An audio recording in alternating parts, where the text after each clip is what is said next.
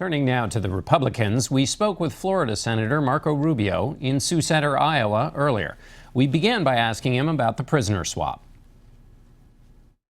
Well, first, let me say they're not prisoners. These people that were being held were hostages. None of them had violated any real laws. And in fact, some of them weren't even charged. One of them was a reporter. The other one was a pastor. And they'd done nothing. And let me just say, Bob Levinson is still missing. The Iranians know where he is, or we believe they do. And they're not being cooperative about that. We should not forget Mr. Levinson and his situation. But going back to the point, these people were hostages. The people America's releasing, they were convicted in a court of law after due process of helping violate sanctions. The president has pardoned them in exchange for a release of hostages, which had done nothing wrong. And it proves, once again, that now nations and enemies of America around the world know that there's a price for Americans. If you take an American hostage, Barack Obama will cut a deal with you, whether it's Bergdahl, what he did with the Castro brothers, and now what he's done with Iran. But we're happy they're coming home, but they never should have been held prisoner in the first place. What about the quick resolution of the 10 sailors earlier last week? John Kerry, Secretary of State, said that is another instance in which diplomacy helped solve that faster than it would have in the past. Well, again, imagine if those sailors had wandered into Israeli waters or Egyptian waters. We never would have heard about it because there wouldn't have been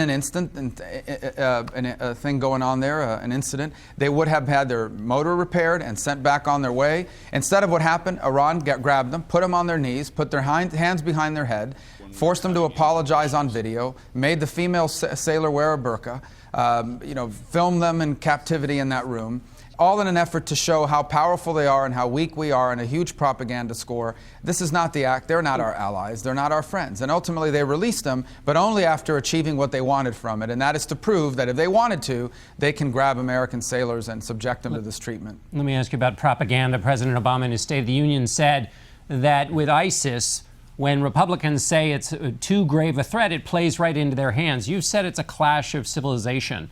So are you playing into their hands as the president has charged? Well, I think playing into their hands would be to ignore the reality of what ISIS has become. ISIS is not just some group of radicals on the back of pickup trucks. This is a group that's grown in both influence and sophistication. They have a very sophisticated propaganda program that are recruiting foreign fighters. They have a sophisticated understanding of foreign immigration practices. You've seen how they've been able to insert people into Europe using the refugee crisis. There's a group that controls significant territory in Iraq and in Syria. This is a serious threat. Can we defeat them? Absolutely. But only if we have a real war against them, which is to find them and destroy them. And if you capture any of them alive, send them to Guantanamo and find out everything they know. You said this threat has changed the nature of the immigration debate. You said during the debate this week it is dramatically different than it was 24 months ago. But during the immigration debate in the Senate that you were very much a part of, there were two amendments, one that dealt with visa overstays because of possible terrorists using that visa overstays, and another one about securing the border first before any kind of a deal. You voted against both of those. Weren't people worried about security at the time and not just because of ISIS in terms of terrorist threat? Well, let me correct you about those amendments because they had already been dealt with in other amendments. For example, John Cornyn had an amendment on the border, which I supported, actually. I also sponsored or was a co-sponsor of the largest border surge in American history, 20,000 new border agents, completing 700 miles of fencing. As part of that, there was a biometric entry-exit tracking system that is required to prevent visa overstays, so we could identify people that had overstayed, know where they were, and be able to remove them from the country. All of that was either dealt with or about to be dealt with in the amendments that I supported. So the threat was not a new threat. But as far as this well, it's a different threat. We clearly have in the past always had terrorist groups that have had an interest, but we've never had a group like ISIS that has an in-depth understanding of foreign immigration practices. For example, we know that one of the killers in San Bernardino entered the U.S. on a fiancé visa, something that most Americans didn't even know existed. And that process broke down. We didn't have the refugee crisis that we're now facing.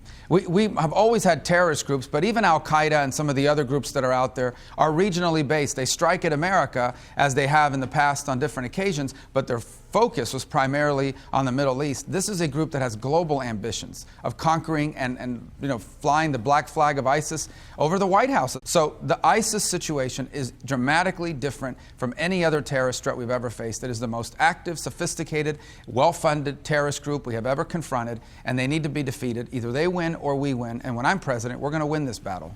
Let me ask you about becoming president, a political question. There are a lot of people who are nervous about Ted Cruz and who are nervous about Donald Trump and would like to coalesce around one candidate.